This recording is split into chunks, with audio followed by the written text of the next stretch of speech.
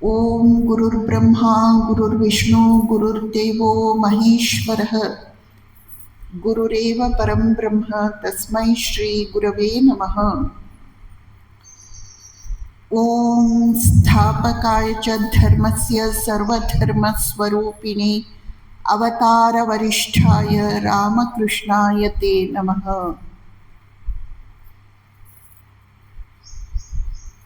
ಪ್ರೀತಿಯ ಬಂಧುಗಳೇ, ಇಂದಿನ ಒಂದು ದಿನದ ಆಧ್ಯಾತ್ಮಿಕ ಶಿಬಿರದಲ್ಲಿ ಯಾವ ವಿಷಯವಾಗಿ ಮಾತನಾಡುವುದು ಅಂತ ನಾನು ಯೋಚಿಸ್ತಾ ಇದ್ದೆ. ಮಹತ್ ಸಾಧನೆ ಪುಸ್ತಕ ನೋಡಿದೆ, ಅದರಲ್ಲಿ 2-3 ಟಾಪಿಕ್ ಸೆಲೆಕ್ಟ್ ಮಾಡಿದೆ. ಆಮೇಲೆ ಬೇಡ, ಇನ್ನೂ ಚೆನ್ನಾಗಿರೋದು ಯಾವುದಾದ್ರೂ ಸಿಗುತ್ತಾ ಅಂತ ಹುಡುಕ್ತಾ ಇದ್ದೆ. ಆನಂದದ ಹುಡುಕಾಟ ಪುಸ್ತಕದಲ್ಲಿ ನೋಡಿದೆ, ಅದರಲ್ಲಿ 2-3 ಟಾಪಿಕ್ ಸೆಲೆಕ್ಟ್ ಮಾಡಿದೆ. ಆಮೇಲೆ ಯೋಚಿಸಿದೆ, ಅದು ಬೇಡ, ನಮ್ಮ ಭಕ್ತರಿಗೆ ಯಾವುದು ಹೆಚ್ಚು ಸಹಾಯಕ ಆಗುತ್ತೆ, ಯಾವುದನ್ನು ಹೇಳಿದರೆ ಅದು ಮುಂದೆ ಅವರ ಜೀವನಕ್ಕೆ ಎಲ್ಲ ರೀತಿಯಿಂದ ಅನುಕೂಲ ಆಗುತ್ತೆ, ಅಂಥದ್ದನ್ನು ಆಯ್ಕೆ ಮಾಡೋಣ ಅಂತ ಯೋಚಿಸ್ತಾ ಇದ್ದೆ. ಆಗ ನನಗೆ ನೆನಪಾದದ್ದು ಸ್ವಾಮಿ ಆತ್ಮಪ್ರಿಯಾನಂದಜಿ ಅವರು ಪ್ರತಿ ಭಾನುವಾರ ಭಗವದ್ಗೀತೆ ಉಪನ್ಯಾಸಗಳನ್ನು ನಡೆಸ್ತಾರೆ. ಆ ಭಗವದ್ಗೀತೆ ಉಪನ್ಯಾಸಗಳಲ್ಲಿ ಬರುವ 3-4 ಶಬ್ದಗಳನ್ನು ನಮ್ಮ ಜೀವನದಲ್ಲಿ ತೆಗೆದುಕೊಳ್ಳುವ ಪ್ರಯತ್ನ ಮಾಡಿದರೆ ಹೇಗಿರುತ್ತೆ? ಆದ್ದರಿಂದ ಇವತ್ತು ಭಗವದ್ಗೀತೆಯ ಅನರ್ಘ್ಯ ರತ್ನಗಳು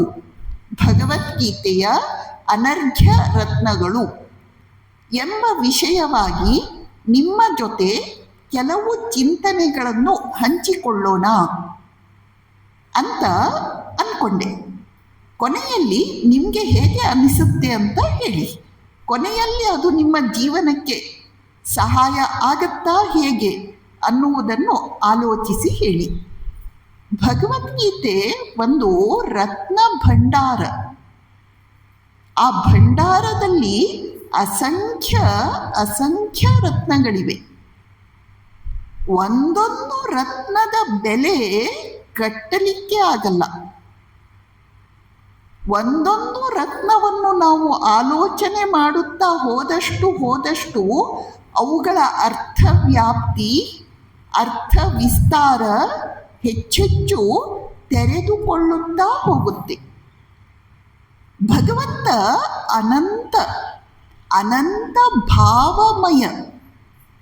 ಅನಂತ ಭಾವಮಯನಾದ ಭಗವಂತನ ಒಂದೊಂದು ಮಾತು ಮಂತ್ರ. ಆ ಮಂತ್ರವೂ ಅನಂತವಾದದ್ದು, ಅನಂತ ಅರ್ಥವ್ಯಾಪ್ತಿ, ಅರ್ಥ ಗಹನತೆಯನ್ನು ಹೊಂದಿರುವಂಥದ್ದು ಎಂದು ಹೇಳುವುದರಲ್ಲಿ ಏನು ಆಶ್ಚರ್ಯ ಇದೆ? ಯಾವಾಗಲೂ ಸಾಧಕನಾದವನು, ನೀವೆಲ್ಲರೂ ಸಾಧಕರು, ನಾವು ಕೇವಲ ಮನುಷ್ಯರಲ್ಲ, ನಾವು ಸಾಧಕರು. ಸಾಧಕನಾದವನು ಮೊದಲು ಬಹಳ ಗ್ರಂಥಗಳನ್ನು ಓದ್ತಾನೆ. ಬರ್ತಾ ಅವನಿಗೆ ಅನ್ನಿಸುತ್ತೆ, ಇಷ್ಟೆಲ್ಲ ಗ್ರಂಥಗಳು ಬೇಡ, ಒಂದು ಗ್ರಂಥ ಸಾಕು. ಆಮೇಲೆ ಅವನು ಒಂದು ಗ್ರಂಥವನ್ನೇ ಮತ್ತೆ ಓದ್ತಾನೆ, ಆಲೋಚನೆ ಮಾಡ್ತಾನೆ, ಚಿಂತನೆ ಮಾಡ್ತಾನೆ. ಇನ್ನೂ ಮುಂದುವರಿದ ಹಾಗೆ ಅವನಿಗೆ ಗೊತ್ತಾಗತ್ತೆ, ಒಂದು ಗ್ರಂಥ ಕೂಡ ಬೇಕಾಗಿಲ್ಲ. ಆ ಗ್ರಂಥದ ಕೆಲವು ಪುಟಗಳು, ಕೆಲವು ಶ್ಲೋಕಗಳು ನಾನು ಉದ್ಧಾರ ಆಗಲಿಕ್ಕೆ ಸಾಕು. ಸ್ವಾಮಿ ವಿವೇಕಾನಂದರು ಹೇಳಿದ್ದಾರೆ, ನೀವು ಇಡೀ ಗ್ರಂಥಾಲಯವನ್ನು ಬಾಯಿಪಾಠ ಮಾಡುವುದಕ್ಕಿಂತ 5 ವಾಕ್ಯಗಳನ್ನು ತೆಗೆದುಕೊಂಡು ಆ 5 ವಾಕ್ಯಗಳನ್ನು ನಿಮ್ಮ ಜೀವನದಲ್ಲಿ ಪಾಲನೆಗೆ ತಂದದ್ದೇ ಆದರೆ ನೀವು ಇಡೀ ಗ್ರಂಥಾಲಯವನ್ನು ಓದಿದ ವ್ಯಕ್ತಿಗಿಂತ ದೊಡ್ಡವರಾಗ್ತೀರಾ. ಆದ್ದರಿಂದ ನಾವು ಉದ್ಧಾರ ಆಗಲಿಕ್ಕೆ ಅನೇಕ ಗ್ರಂಥಗಳು ಬೇಡ, ಒಂದು ಗ್ರಂಥ ಕೂಡ ಬೇಡ, ಕೆಲವು ಶ್ಲೋಕಗಳು, ಕೆಲವು ಪುಟಗಳು ಸಾಕು. ಸ್ವಾಮಿ ತ್ಯಾಗೀಶಾನಂದಜಿ ಅಂತ ಓರ್ವ ಸಂತರು ಹಿಂದೆ ಬೆಂಗಳೂರು ರಾಮಕೃಷ್ಣ ಆಶ್ರಮದಲ್ಲಿ ಇದ್ದರು. ಅವರು ಭಗವದ್ಗೀತೆಯನ್ನು ವಿವರಿಸ್ತಿದ್ರು. ಒಂದು ಶ್ಲೋಕವನ್ನು ವಿವರಿಸಿ ಹೇಳಲಿಕ್ಕೆ ಪ್ರತಿದಿನ ಅರ್ಧ ಗಂಟೆ ವಿವರಿಸ್ತಾ ಇದ್ರು. ಒಂದು ಶ್ಲೋಕವನ್ನು ವಿವರಿಸಿ ಹೇಳಲಿಕ್ಕೆ 2 ವರ್ಷ ತೆಗೆದುಕೊಳ್ತಿತ್ತು. ಇನ್ನು 700 ಶ್ಲೋಕ ವಿವರಿಸಿ ಹೇಳಲಿಕ್ಕೆ ಎಷ್ಟು ದಿನ, ಎಷ್ಟು ವರ್ಷ? ಗೀತೆಯ ಒಂದೊಂದು ಶ್ಲೋಕದಲ್ಲಿ ಅಷ್ಟು ಅರ್ಥ ತುಂಬಿಕೊಂಡಿದೆ. ಸ್ವಾಮಿ ತುರಿಯಾನಂದಜಿ ಶ್ರೀರಾಮಕೃಷ್ಣರ ಸನ್ಯಾಸಿ ಶಿಷ್ಯರು. ಅವರು ಮಹಾನ್ ವೇದಾಂತಿ, ಬ್ರಹ್ಮಜ್ಞಾನಿ. ಸ್ವಾಮಿ ತುರಿಯಾನಂದಜಿಯವರು ಭಗವದ್ಗೀತೆಯ ಒಂದೊಂದು ಶ್ಲೋಕವನ್ನು ತಿಂಗಳಾನುಗಟ್ಟಲೆ ಧ್ಯಾನ ಮಾಡ್ತಿದ್ರು. ಆ ಶ್ಲೋಕದ ತತ್ವ ಸಾಕ್ಷಾತ್ಕಾರವಾಗುವ ತನಕ ಅವರು ಮುಂದಿನ ಶ್ಲೋಕಕ್ಕೆ ಹೋಗುತ್ತಿರಲಿಲ್ಲ. ಹೀಗೆ ನಾವು ಉದ್ಧಾರ ಆಗಲಿಕ್ಕೆ ನಮಗೆ ಗೀತೆಯ ಒಂದು ಶ್ಲೋಕ ಸಾಕು. ಇವತ್ತು ನಾವು ಗೀತೆಯ 2 ಅಥವಾ 3 ಶ್ಲೋಕಗಳನ್ನು ನೋಡೋಣ. ಅದರಲ್ಲಿ ನಿಮಗೆ ಯಾವ ಶ್ಲೋಕ ಬೇಕೋ ಅದನ್ನು ನೀವು ಆಯ್ಕೆ ಮಾಡಿಕೊಳ್ಬಹುದು. 3 ದೃಷ್ಟಿಕೋನಗಳಿಂದ ನೋಡೋಣ. ಮೊದಲನೆಯದು ಜ್ಞಾನ ಮಾರ್ಗ ದೃಷ್ಟಿ, ಎರಡನೆಯದು ಭಕ್ತಿ ಮಾರ್ಗ ದೃಷ್ಟಿ, ಮೂರನೆಯದು ಕರ್ಮಯೋಗ ಮಾರ್ಗದಿಂದ ದೃಷ್ಟಿಕೋನ. ಮೊದಲನೆಯದು ಬರೋಣ. ಗೀತೆಯಲ್ಲಿ 2ನೇ ಅಧ್ಯಾಯ 45ನೆಯ ಶ್ಲೋಕ ಒಂದು ಶಬ್ದ ಬರುತ್ತೆ, ಆತ್ಮವಾನ್. ತ್ರೈಗುಣ್ಯ ವಿಷಯ ವೇದ ನಿಸ್ತ್ರೈಗುಣ್ಯೋ ಭವಾರ್ಜುನ ನಿರ್ದ್ವಂದ್ವೋ ನಿತ್ಯ ಸತ್ವಸ್ಥೋ ನಿರ್ಯೋಗಕ್ಷೇಮ ಆತ್ಮವಾನ್. ಆತ್ಮವಾನ್ ಅನ್ನೋದು ಒಂದು ಶಬ್ದ. ಆತ್ಮವಾನ್ ಅಂದರೆ ಏನು? ಆತ್ಮವಂತನಾಗಿರುವುದು. ಹೇಗೆ ಧನವಾನ್ ಅಂತ ಹೇಳಿದರೆ ಹಣ ಉಳ್ಳವನು, ಗುಣವಾನ್ ಗುಣ ಇರುವವನು, ವೈರಾಗ್ಯವಾನ್ ವೈರಾಗ್ಯ ಇರುವವನು. ಹಾಗೆಯೇ ಆತ್ಮವಾನ್ ಅಂತ ಹೇಳಿದರೆ ಆತ್ಮವಂತನು, ಆತ್ಮವನ್ನು ಹೊಂದಿರುವವನು, ತನ್ನನ್ನು ತಾನು ಕೂಡಿಕೊಂಡಿರುವವನು. ಹಾಗಂದ್ರೆ ಏನು? ನಮಗೆ ತುಂಬ ಸ್ವಾರಸ್ಯ ಅನಿಸುತ್ತೆ. ಒಂದು ಉದಾಹರಣೆ, ಈಗ ನೀವು ಹಿಮಾಲಯ ಯಾತ್ರೆಗೆ ಹೋಗ್ತಾ ಇದ್ದೀರಾ. ನಿಮ್ಮನ್ನು ನಾನು ಕೇಳ್ತೇನೆ, ನೀವು ಹಿಮಾಲಯ ಯಾತ್ರೆಗೆ ನಿಮ್ಮ ಮಕ್ಕಳನ್ನು ಕರ್ಕೊಂಡು ಹೋಗ್ತೀರಾ? ನೀವು ಹೇಳ್ತೀರಾ ಇಲ್ಲ. ನಿಮ್ಮ ಬಂಧುಗಳನ್ನು ಕರೆದುಕೊಂಡು ಹೋಗ್ತೀರಾ? ಇಲ್ಲ. ನಿಮ್ಮ ಪತಿ ಅಥವಾ ಪತ್ನಿಯನ್ನು ಕರೆದುಕೊಂಡು ಹೋಗ್ತೀರಾ? ಇಲ್ಲ. ಆಗ ನಾನು ನಿಮ್ಮನ್ನು ಕೇಳ್ತೇನೆ, ನಿಮ್ಮನ್ನು ನೀವು ಕರ್ಕೊಂಡು ಹೋಗ್ತೀರಾ? ನಿಮ್ಮನ್ನು ನೀವು ಕರೆದುಕೊಂಡು ಹೋಗ್ತೀರಾ? ಆಗ ನಿಮ್ಗನ್ಸುತ್ತೆ, ಇದೇನು ವಿಚಿತ್ರ ಪ್ರಶ್ನೆ, ನಾನು ಹೋಗಿನೇ ಹೋಗ್ತೇನೆ, ನನ್ನನ್ನು ನಾನು ಕರೆದುಕೊಂಡು ಹೋಗೋದು ಅಂತ ಪ್ರತ್ಯೇಕವಾಗಿ ಏನಿದೆ?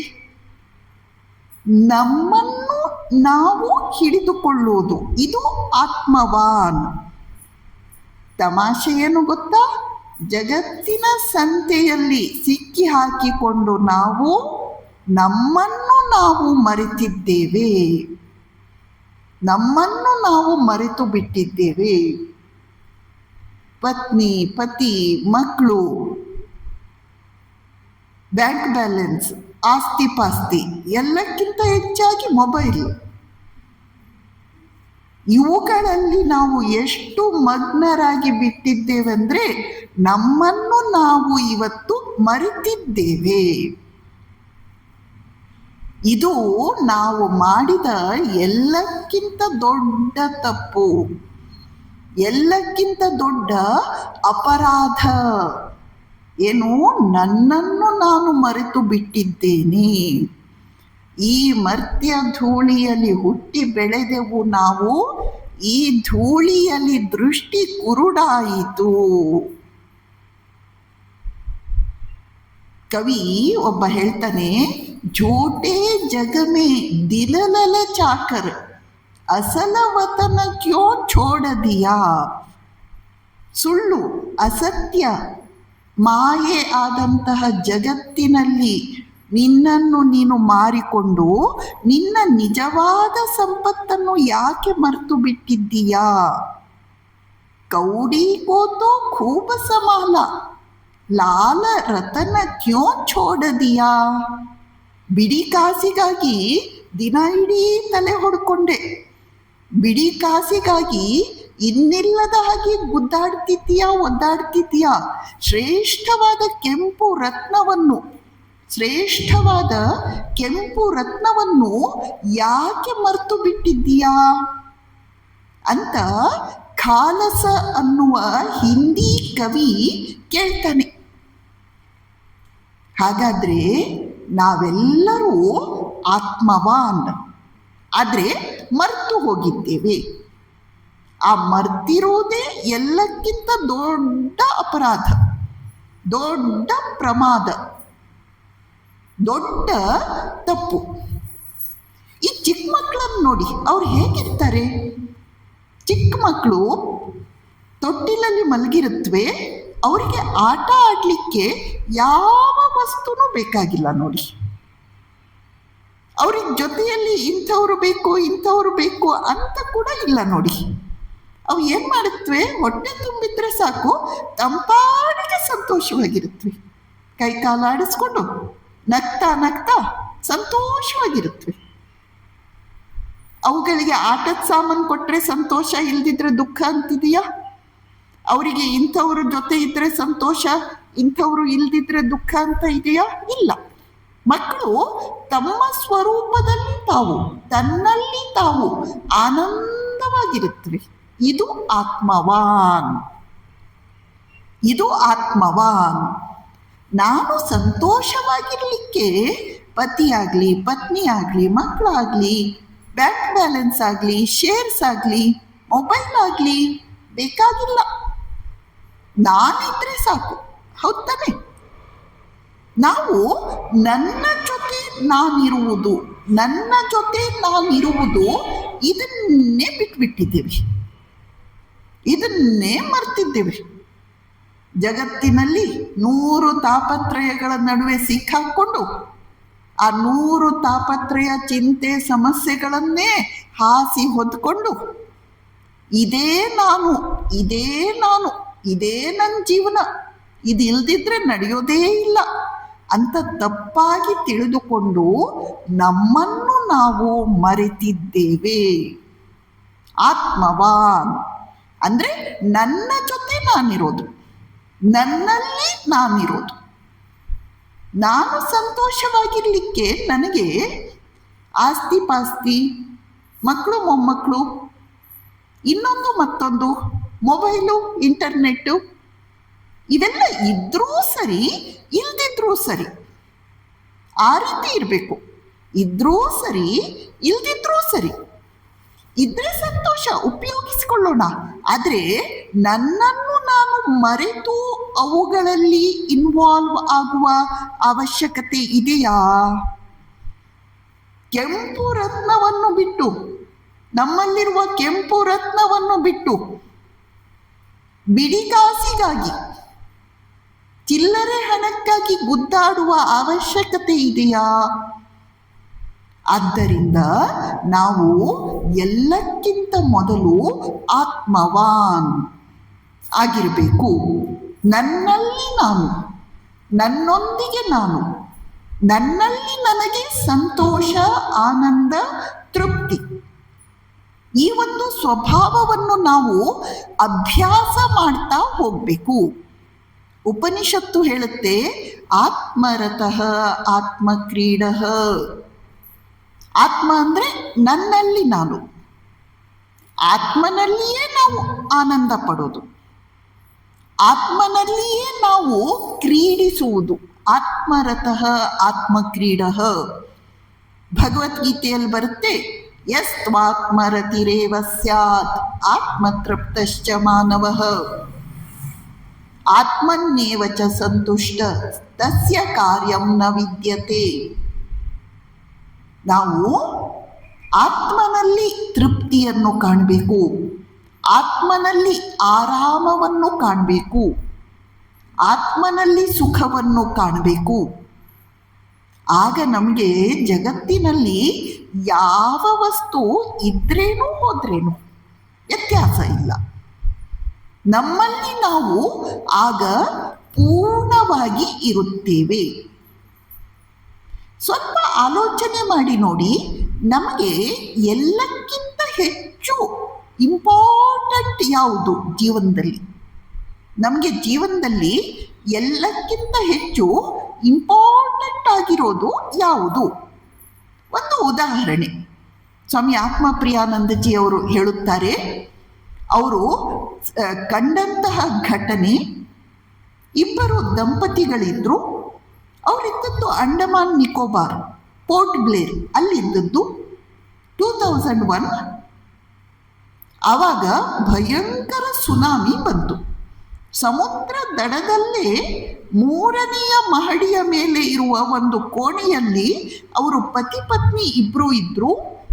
ದೂರದಿಂದ ನೋಡ್ತಾರೆ, ಸಮುದ್ರದಲ್ಲಿ ದೊಡ್ಡ ದೊಡ್ಡ ಅಲೆ ಆಕಾಶದ ಎತ್ತರಕ್ಕೆ ಬೀಸ್ತಾ ಇದೆ. ಅವ್ರಿಗೆ ಗೊತ್ತಾಯ್ತು, ಇನ್ನೇನು ನಾವು ಇಲ್ಲಿ 1 ನಿಮಿಷ ಹೆಚ್ಚು ಇದ್ರೆ ನಮ್ಮ ಪ್ರಾಣ ಹೊರಟೋಗುತ್ತೆ, ನಡೀರಿ ಓಡೋಣ. ಓಡಿದ್ರು. ತಕ್ಷಣ ಹತ್ತಿರದ ಏರೋಡ್ರೋಮ್ ಹೋದ್ರು. ಅಲ್ಲಿಂದ ಹೊರಟು ಚೆನ್ನೈ ಬಂದು, ಚೆನ್ನೈಯಿಂದ ಕಲ್ಕತ್ತಾಗೆ ಬಂದ್ಬಿಟ್ರು. ಅವರು ಇನ್ನು ಕೆಲವೇ ನಿಮಿಷ ಹೆಚ್ಚು ಹೊತ್ತು ಇದ್ದಿದ್ದಾಗಿದ್ರೆ ಅವರಿಬ್ಬರ ಪ್ರಾಣ ಹೊರಟೋಗ್ತಾ ಇತ್ತು. ಅವ್ರು ಇನ್ನೇನು ಹೊರಡುವಾಗ ಪತ್ನಿ ಕೇಳಿದ್ಲಂತೆ, ಬ್ಯಾಂಕ್ ಶೇರ್ಸ್ ಎಲ್ಲ ಹಿಡ್ಕೊಳ್ಳೋಣವಾ?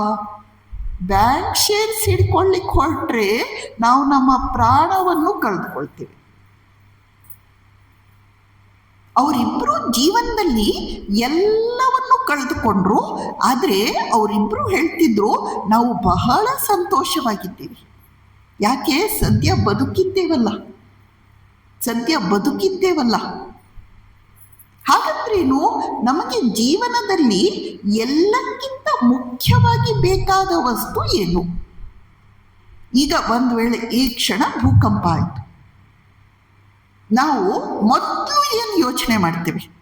ಮೊಬೈಲ್ ರಕ್ಷಿಸೋಣ ಅಂತ ಯೋಚನೆ ಮಾಡ್ತೇವೆ, ನಮ್ಮ ಪ್ರಾಣ ಉಳಿಸ್ಕೊಳ್ಳೋಣ ಅಂತ ಯೋಚಿಸ್ತೇವೆ.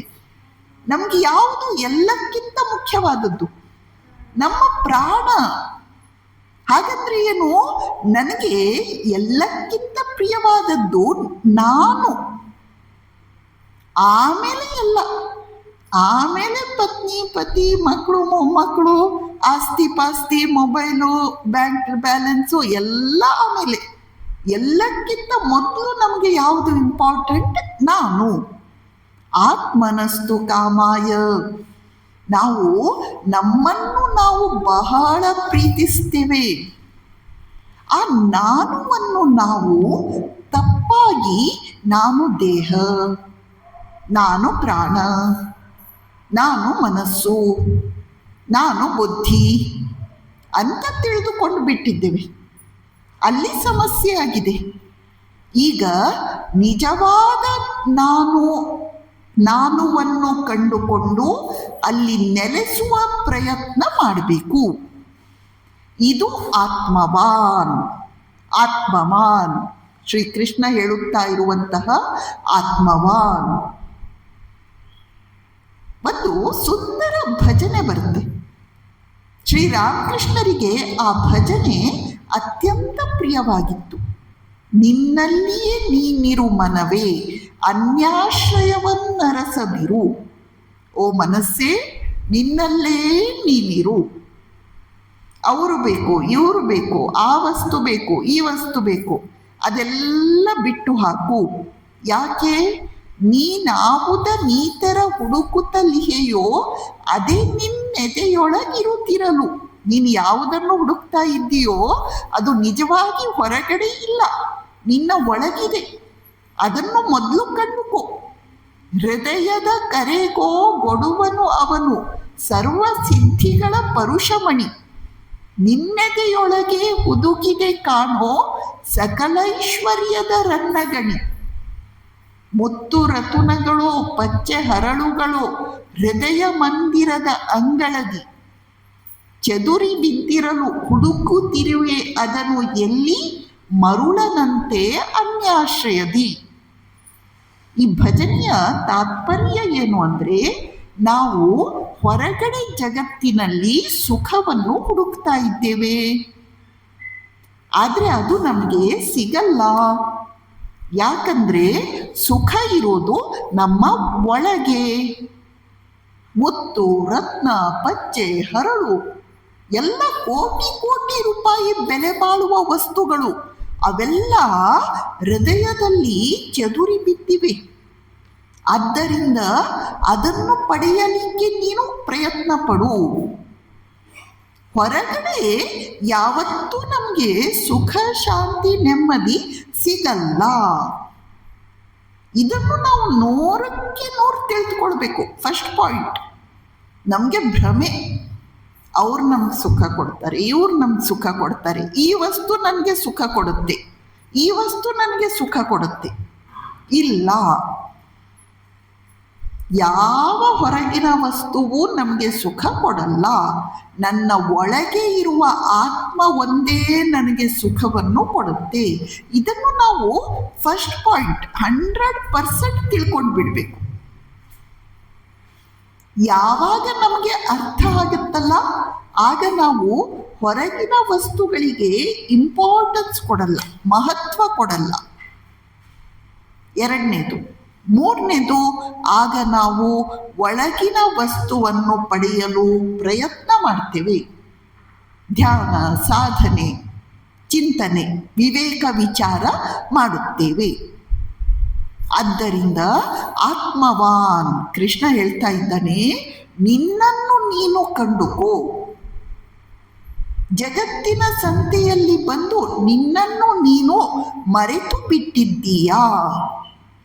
ಸ್ವಾಮಿ ವಿವೇಕಾನಂದರು ಮೊದಲನೆಯ ಬಾರಿ ಶ್ರೀರಾಮಕೃಷ್ಣರನ್ನು ದಕ್ಷಿಣೇಶ್ವರದಲ್ಲಿ ಭೇಟಿಯಾದಾಗ ಒಂದು ಭಜನೆ ಹಾಡ್ತಾರೆ.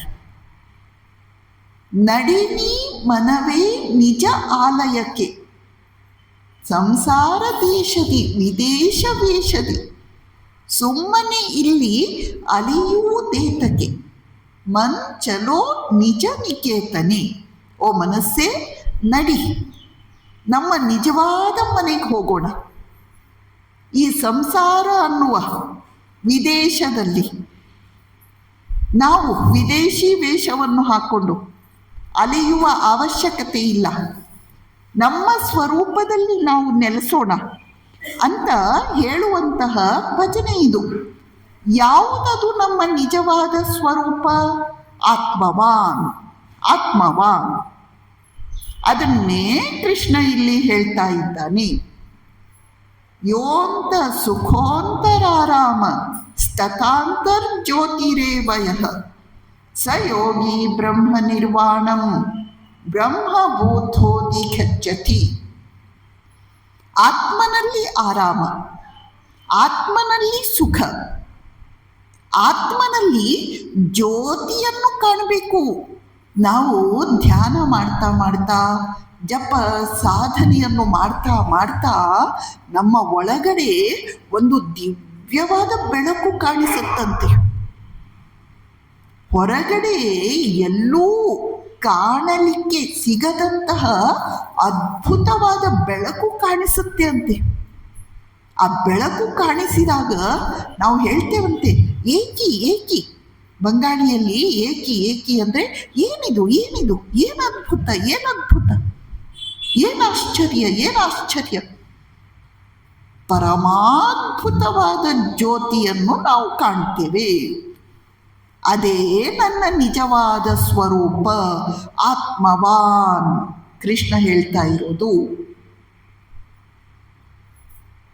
ಇದನ್ನು ಪಡೆಯಲಿಕ್ಕೆ ನಾವು ಒಂದು ಸಾಧನೆಯನ್ನು ಕಾನ್ಸಿಯಸ್ಲಿ ಮಾಡಬೇಕು, ಅರಿತುಕೊಂಡು ಮಾಡಬೇಕು. ಏನದು? ಡಿ ವಿ ಜಿಯವರು ಬಹಳ ಚೆನ್ನಾಗಿ ಹೇಳಿದ್ದಾರೆ. 2 ಕೋಣೆಗಳ ಮಾಡು ನೀ ಮನದಾಲಯದಿ. ನೀನು ನಿನ್ನ ಮನಸ್ಸು ಅನ್ನುವ ಮನೆಯಲ್ಲಿ 2 ರೂಮ್ ಮಾಡ್ಕೋಬೇಕು. ಹೊರಕೋಣೆಯಲ್ಲಿ ಲೋಗರಾಟಗಳ ನಾಡು, ವಿರಮಿಸೊಬ್ಬನೇ ಒಳಮನದ ಶಾಂತಿಯಲ್ಲಿ. ನಮ್ಮ ಮನಸ್ಸಿನ ಒಳಗಡೆ 2 ರೂಮ್ ಮಾಡ್ಕೋಬೇಕು. ಹೊರಗಡೆ ರೂಮಲ್ಲಿ ಎಲ್ಲ ಕೆಲಸ ಕಾರ್ಯ, ಏನೇನು ವ್ಯವಹಾರ ಇದೆ, ಏನೇನು ಜವಾಬ್ದಾರಿ ಇದೆ, ಏನೇನು ಚಿಂತೆ ತಾಪತ್ರಯ ಇದೆ, ಅದೆಲ್ಲ ಹೊರಗಡೆ ಕೋಣೆಯಲ್ಲಿ. ಯಾವ್ಯಾವ ಭಕ್ತರ ಹತ್ರ ಏನೇನು ಮಾತಾಡಬೇಕು, ಯಾವ್ಯಾವ ಭಕ್ತರ ಹತ್ರ ಏನೇನು ಜಗಳ ಆಡಬೇಕು, ಅದೆಲ್ಲ ಹೊರಗಡೆ ಕೋಣೆಯಲ್ಲಿ. ಒಳಗಡೆ ಕೋಣೆಯಲ್ಲಿ ಏನು? ವಿರಮಿಸೊಬ್ಬನೇ ಒಳಮನದ ಶಾಂತಿಯಲ್ಲಿ. ಒಳಗಡೆ ನಾನಾಯಿತು, ನನ್ನ ದೇವರಾಯಿತು, ನಾನಾಯಿತು, ನನ್ನ ದೇವರಾಯಿತು. ಈ ರೀತಿ ಇರುವ ಪ್ರಯತ್ನ ಮಾಡೋದಿದೆಯಲ್ಲ, ಇದು ಆತ್ಮವಾನ್ ಆಗಲಿಕ್ಕೆ ಇರುವಂತಹ ಉಪಾಯ. Enter the zone of silence. ಈ ಜಗತ್ತಿದೆಯಲ್ಲ ಶಬ್ದಗಳಿಂದ ತುಂಬಿದ್ದು. ಶಬ್ದ ಅಂದರೆ ಗಲಾಟೆ, ಕಿರಿಕಿರಿ, ಅವುಗಳಿಂದ ತುಂಬಿದ್ದು. ನಾವು ಮೇಲೆ ಹೋಗ್ತಾ ಒಂದು ಸ್ಟೇಟ್ ಬರುತ್ತೆ, ಅಲ್ಲಿ ಯಾವ ಶಬ್ದಕ್ಕೂ ಪ್ರವೇಶ ಇಲ್ಲ, ಯಾವ ಗಲಾಟೆಗೂ ಪ್ರವೇಶ ಇಲ್ಲ. ನಮ್ಮ ಮನಸ್ಸು ಆ ಮೇಲಕ್ಕೆ ಹೋಗಬೇಕು. ನೀವೆಲ್ಲ ಕೇಳಿದ್ದೀರಲ್ಲ, ಇವಾಗೆಲ್ಲ ಸೌಂಡ್ ಪ್ರೂಫ್ ಸ್ಟುಡಿಯೋ ಇವೆ. ಸ್ಟುಡಿಯೋದಲ್ಲಿ ಎಲ್ಲ ರೆಕಾರ್ಡಿಂಗ್ ಮಾಡ್ತಾರೆ. ಆ ಸ್ಟುಡಿಯೋ ಒಳಗಡೆ ಅಲ್ಲಿ ಏನು ವ್ಯವಸ್ಥೆ ಇದೆ ಅಂದರೆ, ಅಲ್ಲಿ ಹೊರಗಡೆಯ ಯಾವ ಶಬ್ದನೂ ಒಳಕ್ಕೆ ಬರಲ್ಲ, ಯಾವ ಗಲಾಟೆನೂ ಒಳಕ್ಕೆ ಬರಲ್ಲ. ಹಾಗೆಯೇ ನಾವು ನಮ್ಮ ಮನಸ್ಸಿನಲ್ಲಿ ಒಂದು ಸೌಂಡ್ ಪ್ರೂಫ್ ಸ್ಟುಡಿಯೋ ಮಾಡ್ಕೊಂಡ್ಬಿಡ್ಬೇಕು. ಅದರ ಒಳಗಡೆ ಯಾವುದಕ್ಕೂ ಪ್ರವೇಶ ಇಲ್ಲ. ಅದರ ಒಳಗಡೆ ನಾನಾಯಿತು, ನಮ್ಮ ದೇವರಾಯಿತು, ನಾನಾಯಿತು, ನನ್ನ ಭಗವಂತ ಆಯಿತು. ಇದು ಆತ್ಮವಾನ್. ಕೃಷ್ಣ ಹೇಳ್ತಿದ್ದಾನೆ, ತ್ರೈಗುಣ್ಯ ವಿಷಯ ವೇದ ನಿಸ್ತ್ರೈಗುಣ್ಯೋ ಭವಾರ್ಜುನ, ನಿರ್ದ್ವಂದ್ವೋ ನಿತ್ಯ ಸತ್ವಸ್ಥೋ ನಿರ್ಯೋಗಕ್ಷೇಮ ಆತ್ಮವಾನ್. ನಾವು ಆತ್ಮವಾನ್ ಆಗಬೇಕು, ದೇಹವಾನ್ ಅಲ್ಲ. ನಾವು ದೇಹವಾನ್ ಅಲ್ಲ, ಆತ್ಮವಾನ್ ಆಗಬೇಕು. ಆಗ ಪೂರ್ಣ ಸುಖ, ಶಾಂತಿ, ನೆಮ್ಮದಿ, ತೃಪ್ತಿ. 2ನೇ ಶಬ್ದಕ್ಕೆ ಬರೋಣ. ಭಗವದ್ಗೀತೆಯ 1ನೇ ಶಬ್ದ ಆತ್ಮವಾನ್. ಇದು ಜ್ಞಾನ ಮಾರ್ಗಕ್ಕೆ ಸಂಬಂಧಪಟ್ಟದ್ದು. 2ನೆಯ ಶಬ್ದ ಭಕ್ತಿ ಮಾರ್ಗಕ್ಕೆ ಸಂಬಂಧಪಟ್ಟದ್ದು. ಭಕ್ತಿ ಮಾರ್ಗ ಅನೇಕರಿಗೆ ಇಷ್ಟ ಆಗುತ್ತೆ. ಈ ಶಬ್ದ ಯಾವುದು ಅಂದರೆ, ಕೃಷ್ಣ ಗೀತೆಯ 4ನೆಯ ಅಧ್ಯಾಯದಲ್ಲಿ 6, 7, 8ನೆಯ ಶ್ಲೋಕಗಳಲ್ಲಿ ಅವತಾರ ತತ್ವವನ್ನು ಕುರಿತಂತೆ ಹೇಳ್ತಾನೆ. ಅಲ್ಲಿ ಬರುವ ಒಂದು ಶಬ್ದ ಧರ್ಮ ಸಂಸ್ಥಾಪನಾರ್ಥಾಯ. ಭಗವಂತ ಅಖಿಲಾಂಡ ಕೋಟಿ ಬ್ರಹ್ಮಾಂಡ ನಾಯಕ ಸ್ವಾಮಿ ಪ್ರಭು, ಅವನು ಈ ಭೂಮಿಗೆ ಇಳಿದು ಬರ್ತಾನಂತೆ. ನಿಮ್ಮ ಹಾಗೆ ಮನುಷ್ಯ ವೇಷ ಹಾಕೊಂಡು ಬರ್ತಾನಂತೆ. ಯಾಕೆ? ನಿಮ್ಮೆಲ್ಲರನ್ನು ಉದ್ಧಾರ ಮಾಡಲಿಕ್ಕೆ. ಆ ರೀತಿ ಬಂದು ಅವನು ಏನು ಮಾಡ್ತಾನೆ? ಧರ್ಮ ಸಂಸ್ಥಾಪನೆಯನ್ನು ಮಾಡ್ತಾನೆ. ಧರ್ಮ ಅಂದ್ರೆ ಏನು? ಧರ್ಮ ಅಂತ ಹೇಳಿದಾಗ ಅತ್ಯುನ್ನತ ಅರ್ಥದಲ್ಲಿ ಸಾಕ್ಷಾತ್ಕಾರ. ಧರ್ಮ ಸಂಸ್ಥಾಪನೆ ಅಂತ ಹೇಳಿದಾಗ ಭಗವಂತ ಭೂಮಿಗೆ ಇಳಿದು ಬಂದು ತನ್ನ ದಿವ್ಯವಾದ ಲೀಲಾ ಜೀವನದ ಮೂಲಕ ಮನುಷ್ಯರಿಗೆ, ನಮ್ಮೆಲ್ಲರಿಗೆ ಧ್ಯಾನ ಮಾಡಲಿಕ್ಕೆ ಒಂದು ವಸ್ತುವನ್ನು ಕೊಡ್ತಾನೆ. ಏನದು? ಅವನ ಜೀವನ ಲೀಲೆ ಅಂತನ್ನುವ ಧ್ಯಾನ ವಸ್ತು. ಅವನ ದಿವ್ಯ ಜೀವನ ಲೀಲೆಯನ್ನು ಧ್ಯಾನ ಮಾಡ್ತಾ ಮಾಡ್ತಾ ನಮ್ಮಲ್ಲಿ ಭಾವರಾಜ್ಯ ಅಂತ ಒಂದು ರೆಡಿ ಆಗುತ್ತೆ. ಭಾವರಾಜ್ಯ. ಆ ಭಾವರಾಜ್ಯದಲ್ಲಿ ನಾವು ಭಗವಂತನ ಜೊತೆ ಮಾತನಾಡ್ತೇವೆ, ಭಗವಂತನ ಜೊತೆ ಓಡಾಡ್ತೇವೆ, ಭಗವಂತನ ಜೊತೆ ಕೆಲಸ ಮಾಡ್ತೇವೆ, ಸಂತೋಷ ಪಡ್ತೇವೆ, ಕೊನೆಗೆ ಭಗವತ್ ಸಾಕ್ಷಾತ್ಕಾರವನ್ನು ಪಡೆಯುತ್ತೇವೆ. ಅಪಾರವಾದ ಶಾಂತಿ, ಆನಂದವನ್ನು, ಮೋಕ್ಷವನ್ನು ಪಡೆಯುತ್ತೇವೆ. ಹೀಗೆ ನಮಗೆಲ್ಲ ಧ್ಯಾನ ಮಾಡಲಿಕ್ಕೆ ಒಂದು ಅದ್ಭುತವಾದ ಜೀವನವನ್ನು ಅವತಾರ ಬದುಕಿ ಹೋಗ್ತಾನಲ್ಲ, ಅದು ಧರ್ಮ ಸಂಸ್ಥಾಪನಾರ್ಥಾಯ. ಉದಾಹರಣೆಗೆ ಶ್ರೀಕೃಷ್ಣ. ನಾವೆಲ್ಲರೂ ಭಕ್ತರು, ನಾವೆಲ್ಲರೂ ಕೃಷ್ಣನ ಧ್ಯಾನವನ್ನು ಮಾಡ್ತೇವೆ. ಯಾವ ರೀತಿ? ಬಾಲಕೃಷ್ಣನನ್ನು ನಾವು ಕಣ್ಮುಚ್ಚಿ ಹೃದಯ ಮಂದಿರದಲ್ಲಿ ಧ್ಯಾನ ಮಾಡ್ತೇವೆ. ಬಾಲಕೃಷ್ಣನನ್ನು ಧ್ಯಾನ ಮಾಡಬಹುದು, ಅಥವಾ ನಂದ ಗೋಕುಲದಲ್ಲಿರುವ ಕೃಷ್ಣನನ್ನು ಧ್ಯಾನಿಸಬಹುದು.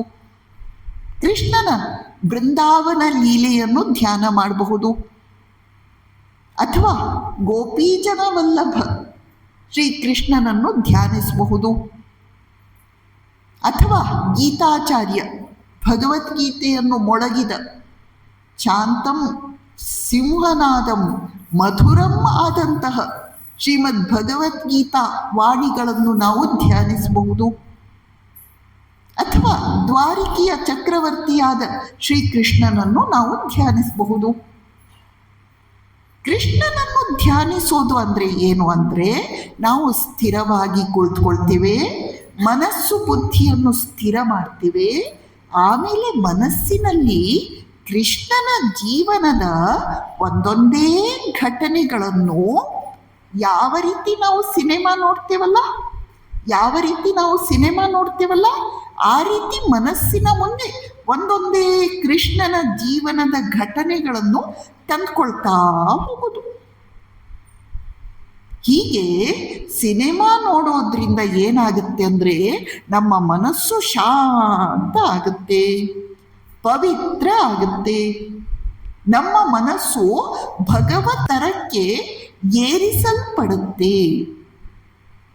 ಹೀಗೆ ಅವತಾರನ ಜೀವನ ಲೀಲೆಯನ್ನು ಧ್ಯಾನ ಮಾಡುವುದರಿಂದ ಬಹಳ ಮಹಿಮೆ ಇದೆ. ಅದರಲ್ಲಿ ಬಹಳ ಸತ್ವ ಇದೆ.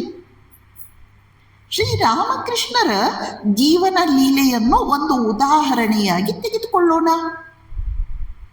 ಶ್ರೀರಾಮಕೃಷ್ಣರ ಜೀವನದಲ್ಲಿ ನಾವು ಬೇಕಾದರೆ ಕಾಮಾರಪುಕುರ ಲೀಲೆಯನ್ನು ಧ್ಯಾನ ಮಾಡಬಹುದು.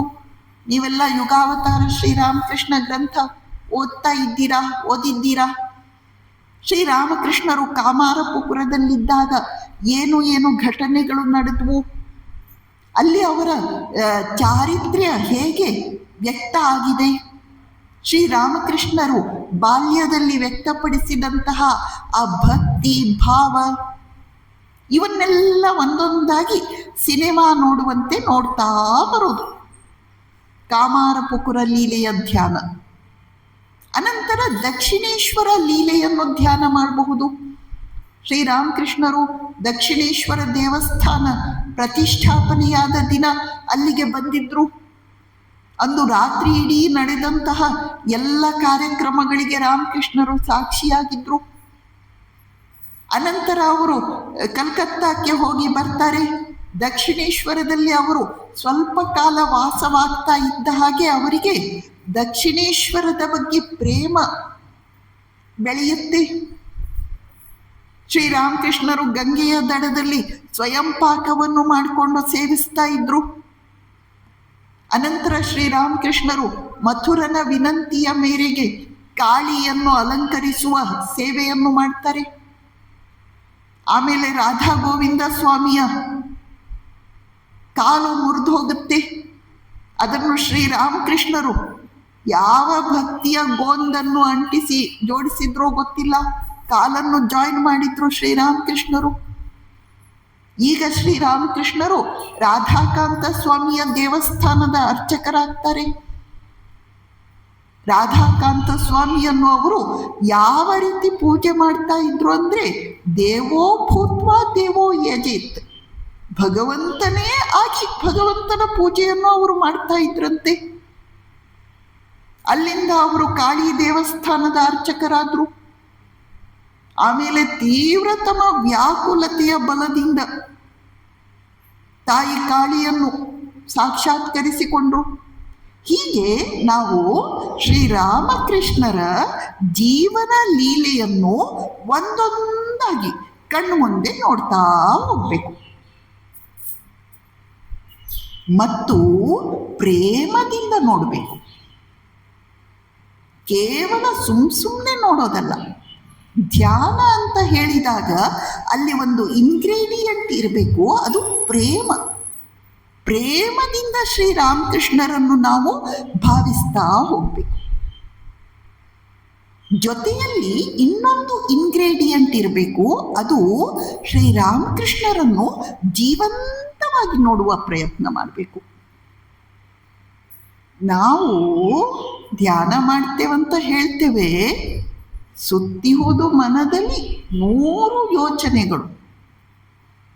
ನಾವೇನೋ ಕಣ್ಮುಚ್ಚಿ ಕುಳಿತಿರ್ತೇವೆ, ಎಲ್ಲರೂ ಅನ್ಕೊಳ್ಬೇಕು ಏನು ಧ್ಯಾನ ಮಾಡ್ತಾರೆ ಇವರು ಅಂತ. ಆದರೆ ನಾವು ಮಾಡೋದೇನು, ಇಡೀ ಜಗತ್ತಿನ ಬೀದಿಗಳನ್ನು ಸುತ್ತಿ ಬರೋದು ಅಲ್ಲ. ಧ್ಯಾನದಲ್ಲಿ ಕುಳಿತಾಗ ರಾಮಕೃಷ್ಣರ ರೂಪವನ್ನು ನಾವು ಸ್ಪಷ್ಟವಾಗಿ ಕಣ್ಮುಂದೆ ತಂದ್ಕೊಳ್ಬೇಕು. ಆ ರೂಪ ಜೀವಂತವಾಗಿದೆ ಅಂತ ನಾವು ಇಮ್ಯಾಜಿನ್ ಮಾಡ್ತಾ ಇರಬೇಕು ಮತ್ತು ಪ್ರೇಮದಿಂದ ನಾವು ಧ್ಯಾನವನ್ನು ಮಾಡಬೇಕು. ನಾವು ಹೇಗೆ ಧ್ಯಾನ ಮಾಡ್ತಾ ಇರ್ತೇವಂದ್ರೆ, ಯಾವಾಗಪ್ಪ ಎದ್ದೇಳೋದು ಅಂತ ಯೋಚನೆ ಮಾಡ್ತಾ ಇರ್ತೇವೆ ನಾವು. ಆದರೆ ಧ್ಯಾನದ ಗಳಿಗೆಯೇ ನಮ್ಮ ಜೀವನದ ಅತ್ಯಂತ ಶ್ರೇಷ್ಠವಾದ ಗಳಿಗೆ ಎಂಬ ಭಾವದಿಂದ ಕೂಡಿ ನಾವು ಧ್ಯಾನವನ್ನು ಮಾಡಬೇಕು. ಇದು ಫಸ್ಟ್ ಸ್ಟೆಪ್. ಧರ್ಮ ಸಂಸ್ಥಾಪನಾರ್ಥಾಯ ಆ ಶಬ್ದದಲ್ಲಿ ಬರುವ ಫಸ್ಟ್ ಸ್ಟೆಪ್ ಇದು. ಶ್ರೀರಾಮಕೃಷ್ಣರ ಜೀವನ ಲೀಲೆಯನ್ನು ಒಂದಾದ ಮೇಲೊಂದರಂತೆ ಒಂದೊಂದೇ ದೃಶ್ಯಗಳನ್ನು ನೋಡ್ತಾ ಧ್ಯಾನ ಮಾಡ್ತಾ ಹೋಗೋದು ಫಸ್ಟ್ ಸ್ಟೆಪ್. ಎರಡನೇ ಸ್ಟೆಪ್ ಏನು ಅಂದರೆ, ನಾವು ಶ್ರೀರಾಮಕೃಷ್ಣರ ಜೀವನದ ಒಂದೇ ದೃಶ್ಯವನ್ನು ತೆಗೆದುಕೊಳ್ಬೇಕು. ಎರಡನೇ ಸ್ಟೆಪ್ ಇದು. ಉದಾಹರಣೆಗೆ, ಶ್ರೀರಾಮಕೃಷ್ಣರು ಅತ್ಯಂತ ಪ್ರೇಮ ಭಕ್ತಿಯಿಂದ ಕೂಡಿ ಕೈಯಲ್ಲಿ ಅರ್ಘ್ಯವನ್ನು ಹಿಡಿದುಕೊಂಡು ತಾಯಿ ಕಾಳಿಯ ಪಾದಕ್ಕೆ ಅರ್ಪಿಸ್ತಾ ಇದ್ದಾರೆ. ಆಗ ಶ್ರೀರಾಮಕೃಷ್ಣರ ಮನಸ್ಸಲ್ಲಿ, ಮುಖದಲ್ಲಿ ಏನು ಭಕ್ತಿ, ಪ್ರೇಮ, ಶರಣಾಗತಿ ತುಂಬಿಕೊಂಡಿದೆ. ಇದು ಒಂದೇ ಚಿತ್ರವನ್ನು ಭಾವಿಸ್ಬೇಕು ನಾವು. ಒಂದೇ ಚಿತ್ರವನ್ನು ನಾವು ಎಷ್ಟೊತ್ತು ಭಾವಿಸ್ತೇವೆ? ನಮ್ಮನ್ನು ನಾವು ಪರೀಕ್ಷೆ ಮಾಡ್ಕೊಂಡು ನೋಡಬೇಕು. ಎಷ್ಟೊತ್ತು ಭಾವಿಸ್ಬೇಕಂದ್ರೆ 3 ಗಂಟೆ ಮಿನಿಮಮ್. 3 ಗಂಟೆ ಅಲ್ಲ, 3 ನಿಮಿಷ ಮಾಡಲ್ಲ ನೀವು. 3 ನಿಮಿಷ ಮಾಡಲ್ಲ ನಾವು. ಹೋಗ್ಲಿ, 3 ನಿಮಿಷ, 30 ನಿಮಿಷ, 30 ನಿಮಿಷ ಒಂದೇ ದೃಶ್ಯ. ರಾಮಕೃಷ್ಣರು ಕೈಯಲ್ಲಿ ಅರ್ಘ್ಯವನ್ನು ಹಿಡಿದುಕೊಂಡು ತಾಯಿ ಕಾಳಿಯ ಪಾದಕ್ಕೆ ಅರ್ಪಿಸ್ತಾ ಇದ್ದಾರೆ. ಆಗ ಅವರ ಮುಖದಲ್ಲಿ ಯಾವ ಒಂದು ಭಕ್ತಿ, ಪ್ರೇಮ, ಶರಣಾಗತಿ ತುಂಬಿಕೊಂಡಿದೆ. ಇದೊಂದನ್ನೇ ನಾವು ಇಮ್ಯಾಜಿನ್ ಮಾಡಬೇಕು. ಒಂದು ಎಕ್ಸಾಂಪಲ್ ಹೇಳ್ತಿದ್ದೀರಿ, ಇದೇ ಅಂತಲ್ಲ. ಅಥವಾ ಶ್ರೀರಾಮಕೃಷ್ಣರು ದಕ್ಷಿಣೇಶ್ವರದಲ್ಲಿ ಕಾಳಿಯ ದೇವಸ್ಥಾನದಲ್ಲಿ ತಾಯಿ ಕಾಳಿಯ ಸುತ್ತ ಪ್ರದಕ್ಷಿಣೆ ಹಾಕ್ತಿದ್ದಾರೆ. ಯಾವ ರೀತಿ ಪ್ರದಕ್ಷಿಣೆ ಹಾಕ್ತಾ ಇದ್ದಾರೆ ಅಂದರೆ, ಒಂದು ಪುಟ್ಟ ಮಗು ತನ್ನ ತಾಯಿಯ ಸೆರಗನ್ನು ಹಿಡಿದುಕೊಂಡು ಹೇಗೆ ಸುತ್ತುತ್ತಾ ಇರುತ್ತಲ್ಲ ಹಾಗೆ ಶ್ರೀರಾಮಕೃಷ್ಣರು ತಾಯಿ ಕಾಳಿಗೆ ಪ್ರದಕ್ಷಿಣೆ ಹಾಕ್ತಿದ್ದಾರೆ. ಇದೊಂದನ್ನೇ ಇಮ್ಯಾಜಿನ್ ಮಾಡಬೇಕು. ಎಷ್ಟೊತ್ತು ಮಾಡಬೇಕು? 3 ಗಂಟೆ. ಎಷ್ಟೊತ್ತು ಮಾಡಬೇಕು? ಹೋಗ್ಲಿ 3 ಗಂಟೆ ಬೇಡ, ಪಾಪ 3 ನಿಮಿಷ ಮಾಡಿ, ತಪ್ಪದೆ 3 ನಿಮಿಷ ಮಾಡಿ. 3 ನಿಮಿಷ ಮಾಡ್ತಾ ಮಾಡ್ತಾ ಹೆಚ್ಚಿಸ್ಕೊಳ್ತಾ 30 ನಿಮಿಷಕ್ಕೆ ತಗೊಂಡು ಬನ್ನಿ. ಬಹಳ ಜನ ಹೇಳ್ತಿರ್ತಾರೆ, ನಾವು ದಿನದಲ್ಲಿ 4 ಗಂಟೆ 6 ಗಂಟೆ ಧ್ಯಾನ ಮಾಡ್ತೇವಂತ. ನಂಬಲೇಬೇಡಿ, ಸಾಧ್ಯವೇ ಇಲ್ಲ. ಅವರು ಸುಮ್ಮನೆ ಕಣ್ಮುಚ್ಚಿ ನಿದ್ದೆ ಮಾಡ್ತಾರೆ, ಅಥವಾ ಸುಮ್ಮನೆ ಕಣ್ಣು ಮುಚ್ಕೊಂಡು ಜಗತ್ತಿನ ಎಲ್ಲ ಸುದ್ದಿ ಸಮಾಚಾರವನ್ನು ಧ್ಯಾನ ಮಾಡ್ತಾರೆ ಅಷ್ಟೇ. ನಾವು 3 ನಿಮಿಷ ಹೃದಯಾಂತರಾಳದಿಂದ ಧ್ಯಾನ ಮಾಡೋಣ. ನಾವು ಕೇವಲ 10 ನಿಮಿಷ, ಕೇವಲ ಒಂದು 30 ನಿಮಿಷ ಹೃದಯಾಂತರಾಳದಿಂದ ಧ್ಯಾನ ಮಾಡೋಣ. ಏನ್ ಧ್ಯಾನ? ಈಗ ಒಂದು ಉದಾಹರಣೆ ಕೊಟ್ಟೆ. ರಾಮಕೃಷ್ಣರು ತಾಯಿ ಕಾಳಿಗೆ ಅರ್ಘ್ಯ ಅರ್ಪಿಸ್ತಿದ್ದಾರೆ, ಅಥವಾ ಶ್ರೀರಾಮಕೃಷ್ಣರು ತಾಯಿ ಕಾಳಿಗೆ ಹೇಗೆ ಪ್ರದಕ್ಷಿಣೆ ಹಾಕ್ತಾ ಇದ್ದಾರೆ ಅಂದರೆ, ಪುಟ್ಟ ಮಗುವೊಂದು ತಾಯಿಯ ಸೆರಗನ್ನು ಹಿಡಿದುಕೊಂಡು ಹೇಗೆ ಸುತ್ತುತ್ತಾ ಇರುತ್ತಲ್ಲ ಆ ರೀತಿ. ಅಥವಾ ಇನ್ನೊಂದು ಉದಾಹರಣೆ, ಶ್ರೀರಾಮಕೃಷ್ಣರು ತಾಯಿ ಕಾಳಿಗೆ ಪ್ರೇಮ ಭಕ್ತಿಯಿಂದ ಕೂಡಿ ಆರತಿ ಮಾಡ್ತಾ ಇದ್ದಾರೆ. ಅಥವಾ ಶ್ರೀರಾಮಕೃಷ್ಣರು ಕಾಳಿಯ ಪೂಜೆಯನ್ನು ಮುಗಿಸಿ ಅಲ್ಲೇ ಪಕ್ಕದಲ್ಲಿ ಗರ್ಭಗೃಹದಲ್ಲೇ ಕುಳಿತುಕೊಂಡು ಒಂದಾದ ಮೇಲೊಂದರಂತೆ ಭಜನೆಗಳನ್ನು ಹಾಡ್ತಾ ಇದ್ದಾರೆ. ಯಾವ ರೀತಿ ಭಜನೆಗಳನ್ನು ಹಾಡ್ತಾ ಇದ್ದಾರೆ ಅಂದರೆ, ಯಾರು ಬಂದರೂ ಯಾರು ಹೋದ್ರೂ ಗೊತ್ತಿಲ್ಲ, ಯಾರು ತನ್ನನ್ನು ನೋಡ್ತಿದ್ದಾರೆ, ಯಾರು ತನ್ನನ್ನು ಬಿಡ್ತಿದ್ದಾರೆ ಅಂತ ಗೊತ್ತಿಲ್ಲ, ತಾನು ಎಲ್ಲಿದ್ದೇನೆ ಏನೂ ಗೊತ್ತಿಲ್ಲ. ಭಜನೆಗಳ ಭಾವದಲ್ಲಿ ಅವರು ಕೊಚ್ಚಿಕೊಂಡು ಹೋಗಿದ್ದಾರೆ, ಪ್ರೇಮ ಭಕ್ತಿಯಲ್ಲಿ ಮುಳುಗಿ ಹೋಗಿದ್ದಾರೆ. ಇದನ್ನು ನಾವು ಧ್ಯಾನ ಮಾಡಬೇಕು. ಹೀಗೆ ಧರ್ಮ ಸಂಸ್ಥಾಪನಾರ್ಥಾಯ ಅದರಲ್ಲಿ 2ನೇ ಸ್ಟೆಪ್ ಯಾವುದು ಅಂದರೆ, ನಾವು ಒಂದೇ ದೃಶ್ಯದ ಮೇಲೆ ಮನಸ್ಸನ್ನು ಕೇಂದ್ರೀಕರಿಸುತ್ತೇವೆ. ಇದು 2ನೇ ಸ್ಟೆಪ್. 3ನೇ ಸ್ಟೆಪ್ ಏನು ಅಂದರೆ, ಇನ್ನೂ ಹತ್ರ ಹೋಗಬೇಕು. ಹೇಗೆ?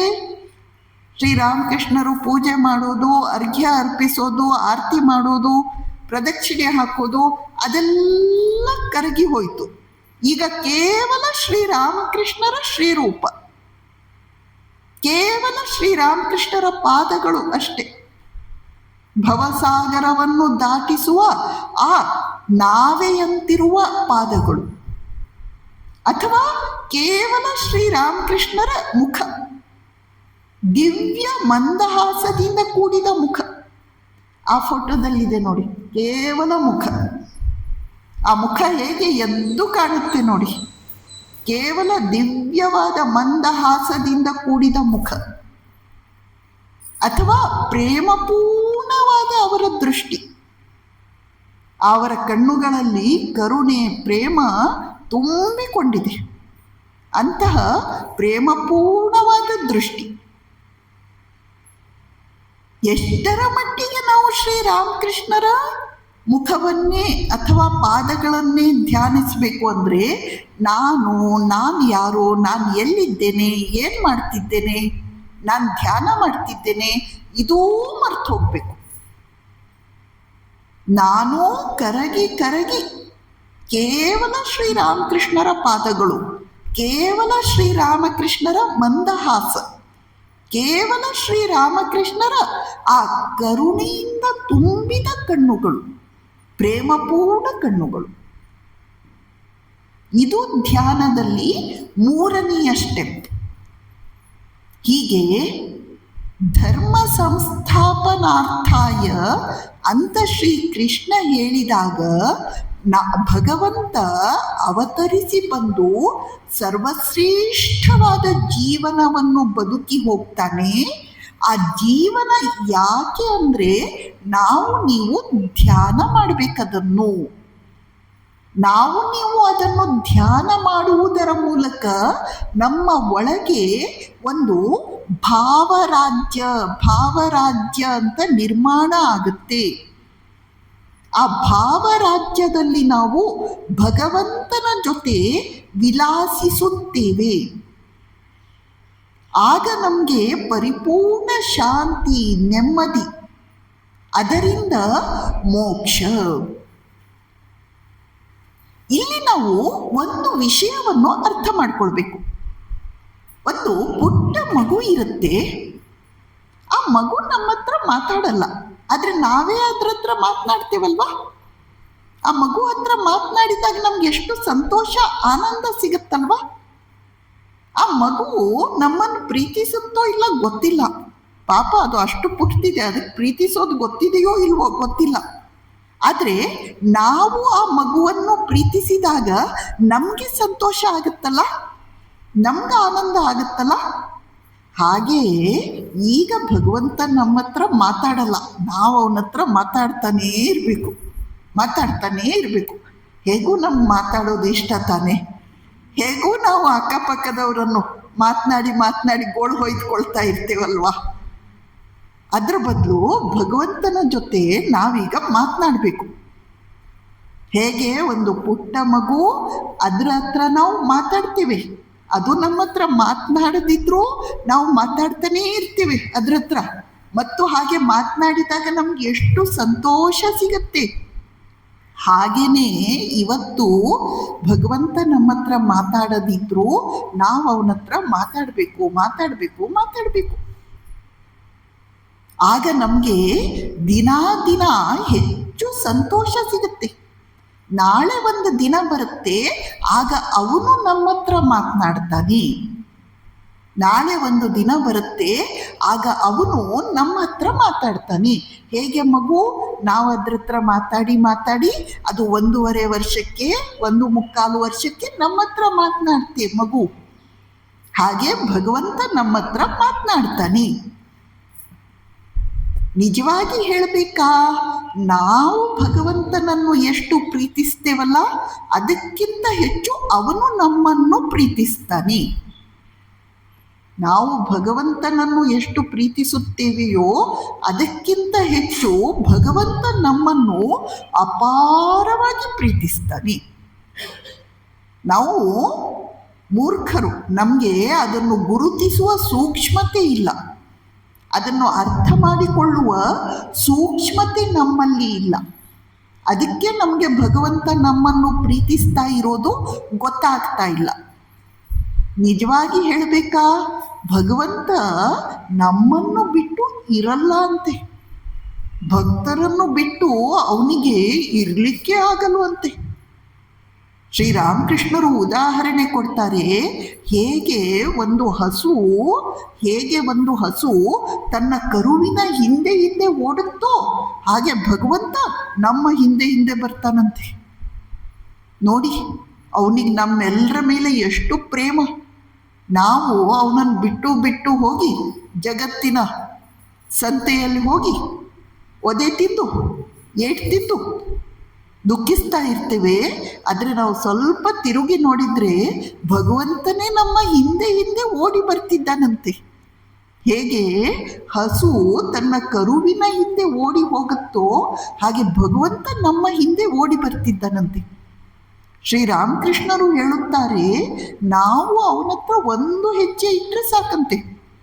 ನಾವು ಅವನ ಹತ್ರ ಒಂದು ಹೆಜ್ಜೆ ಇಟ್ಟರೆ ಸಾಕು, ಅವನು 10 ಹೆಜ್ಜೆ ನಮ್ಮ ಹತ್ರ ಬರ್ತಾನಂತೆ. ಅಂದರೆ ಅವನಿಗೆ ನಮ್ಮೆಲ್ಲರ ಮೇಲೆ ಏನು ಪ್ರೀತಿ, ಏನು ಕರುಣೆ. ಹಾಗಿರುವಾಗ ನಾವು ಭಗವಂತನ ಕಡೆಗೆ ತಿರುಗಬೇಕು. ಭಗವಂತನನ್ನು ಬಲವಾಗಿ ಹಿಡಿದುಕೊಳ್ಬೇಕು.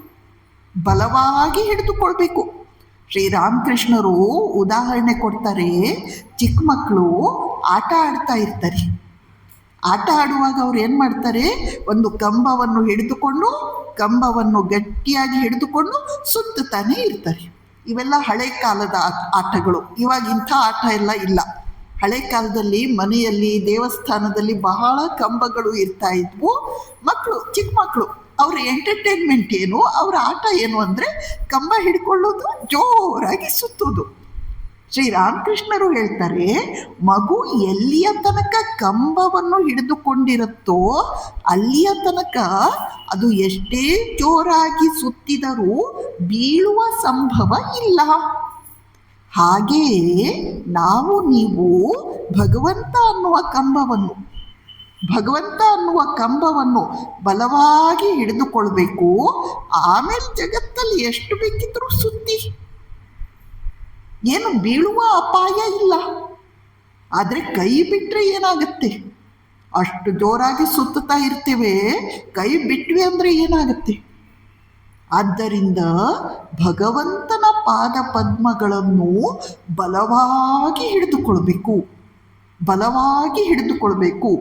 ಒಂದು ಸಣ್ಣ ಮಗು ಇರುತ್ತೆ, ಅದು ತನ್ನ ತಾಯಿಯನ್ನು ಹೇಗೆ ಬಿಗಿಯಾಗಿ ಹಿಡಿದುಕೊಂಡಿರುತ್ತೆ.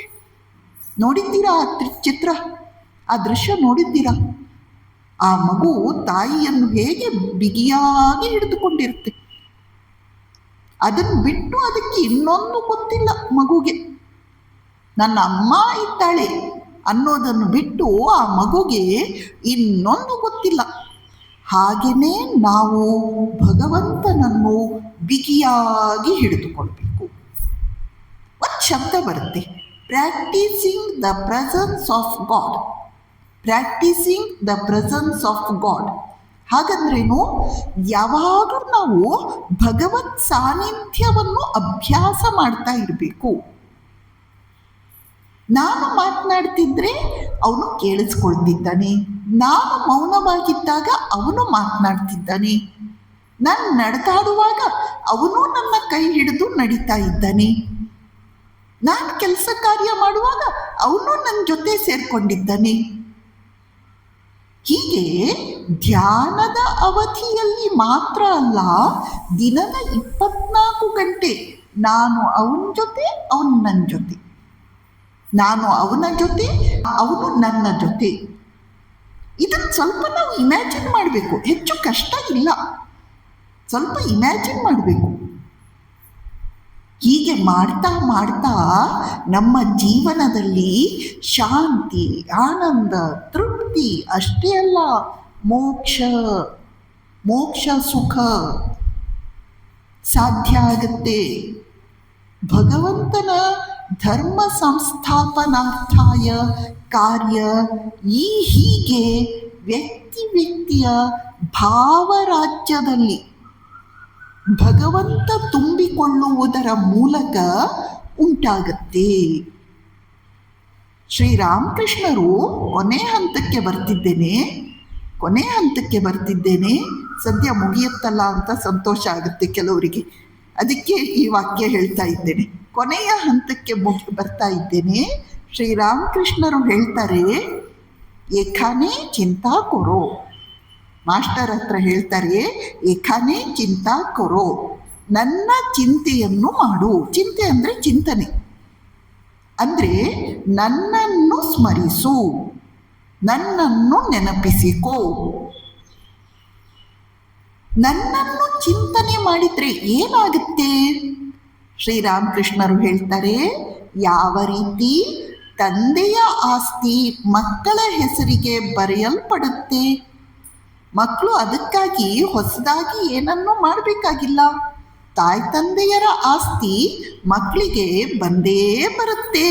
ಹಾಗೆ ನಾವು ಅವನನ್ನು ನೆನಪಿಸಿಕೊಂಡ್ರೆ, ನಾವು ಅವನ ಹೆಸರನ್ನು ಹೇಳಿದರೆ ಅವನ ಆಸ್ತಿಯೆಲ್ಲ ನಮ್ಮ ಹೆಸರಿಗೆ ಬರುತ್ತೆ.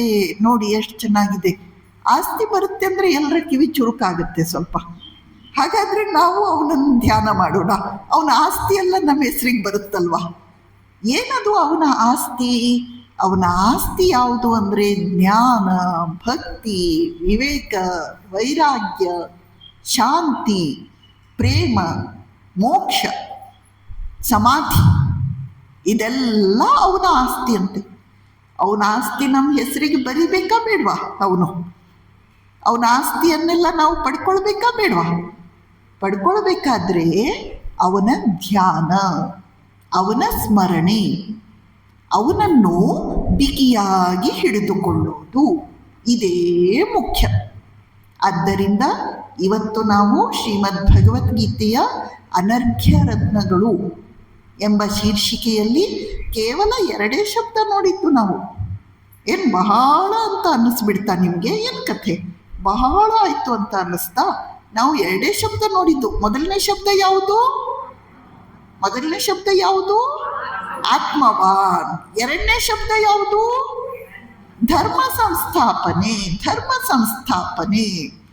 ಹೀಗೆ ಗೀತೆಯ ಒಂದೊಂದು ಶಬ್ದದಲ್ಲಿ ಇನ್ನೂ ಬಹಳ ಅರ್ಥ ಇದೆ. ಪಾಪ ನೀವು ಮಲ್ಕೊಳ್ಳೋದು ಬೇಡ ಅಂತ ನಾನು ಮುಕ್ತಾಯ ಮಾಡಲಿಕ್ಕೆ ಇಷ್ಟಪಡ್ತೇನೆ. ಇನ್ನೂ ಬಹಳ ಅರ್ಥ ಇದೆ. ಬಹಳ ಅರ್ಥವನ್ನು ಒಳಗೊಂಡಂತಹ ಅನಂತ ಅರ್ಥ ವ್ಯಾಪ್ತಿಯಿಂದ ತುಂಬಿರುವಂತಹ ಮಹಾನ್ ಗ್ರಂಥ, ಮಹಾನ್ ಶಾಸ್ತ್ರ ಭಗವದ್ಗೀತೆ. ಗೀತೆಯ ಈ 2 ಶಬ್ದಗಳನ್ನಾದರೂ ಆತ್ಮವಾನ್ ಧರ್ಮ ಸಂಸ್ಥಾಪನಾರ್ಥಾಯ ಇವನ್ನು ನಮ್ಮ ಬದುಕಿನಲ್ಲಿ ಹೆಚ್ಚೆಚ್ಚು ತೆಗೆದುಕೊಳ್ಳುವ ಪ್ರಯತ್ನವನ್ನು ನಾವೆಲ್ಲರೂ ಮಾಡುವಂತಾಗಲಿ. ತನ್ಮೂಲಕ ನಾವೆಲ್ಲರೂ ಭಗವಂತನಿಗೆ ಹತ್ತಿರ ಆಗುವಂತಾಗಲಿ. ಭಗವಂತನ ಪರಮ ಕೃಪೆ ಆಶೀರ್ವಾದ ನಮ್ಮೆಲ್ಲರ ಮೇಲೆ ಇರುವಂತಾಗಲಿ ಎಂದು ಭಗವಂತನಲ್ಲಿ ಹೃತ್ಪೂರ್ವಕವಾಗಿ ಪ್ರಾರ್ಥನೆಯನ್ನು ಸಲ್ಲಿಸುತ್ತಾ ಈ ಕೆಲವು ಮಾತುಗಳನ್ನು ಮುಕ್ತಾಯ ಮಾಡ್ತೇನೆ. ಓಂ ಶಾಂತಿ ಶಾಂತಿ ಶಾಂತಿ. ಹರಿ ಓಂ ತತ್ಸತ್. ಶ್ರೀರಾಮಕೃಷ್ಣಾರ್ಪಣಮಸ್ತು.